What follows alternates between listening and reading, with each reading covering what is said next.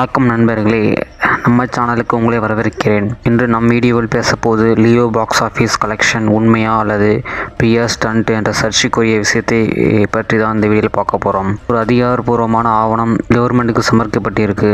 அதில் ஆல்ஃப்ளிக் என்ற நிறுவனம் 2023 ஒரு படம் எடுத்திருந்தாங்க. அந்த படம் தான் லியோ. அதில் கூறப்பட்டிருக்கும் மொத்த வருவாய் 404 கோடி என்று. ஸோ அதை பிரித்து பார்த்தோம்னா டிஜிட்டல் ரெனியூ மட்டும் 124 கோடி, ஆடியோ ரெனியூ 24 கோடி, ஹிந்தி சேட்டலைட் பார்த்தீங்கன்னா 24 கோடி, சவுத் சேட்டலைட் பார்த்தீங்கன்னா 22 கோடி. இதெல்லாம் கழித்து பிறகு உண்மையான தியேட்டரிக்கல் நெட் ரெனியூ பார்த்தீங்கன்னா 160 கோடி தான் வருது. அதில் 40% கூட சேர்த்தாலும் 224 கோடி தான் வரும். 50% சேர்த்தா கூட 240 கோடி தான் வரும். ஆனால் ப்ரொடியூசர் இன்ஃப்ளூன்சர் மூலமாக லியோ 12 நாளில் 540 கோடி, 600 கோடி வேர்ல்டு வைட் கலெக்ஷன் என்ன சொல்லி ஆரம்பிச்சிருக்காங்க. இதில் பெரிய என்ன கேள்வி எழுந்திருக்குன்னா, அதிகாரப்பூர்வமான ஆவணங்களில் வருவாய் வேறு மாதிரியும் பிஆர் மூலம் சொல்வது வேறு மாதிரி இருக்குது.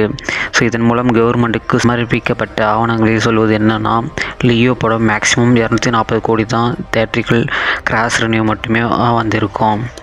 அப்படின்னா அந்த 600 கோடி வேர்ல்டு வைல்டு என்ன சொன்னதெல்லாம் பாக்ஸ் ஆஃபீஸ் மாயாஜலமா, மார்க்கெட் ஸ்ட்ராட்டஜியா என்ற பற்றி உங்கள் கருத்து என்ன? கமெண்ட் சொல்லுங்கள். இப்படி இன்னும் சுவாரஸ்யமான சினிமா அப்டேட் அண்ட் சேனலை சப்ஸ்கிரைப் பண்ணுங்கள்.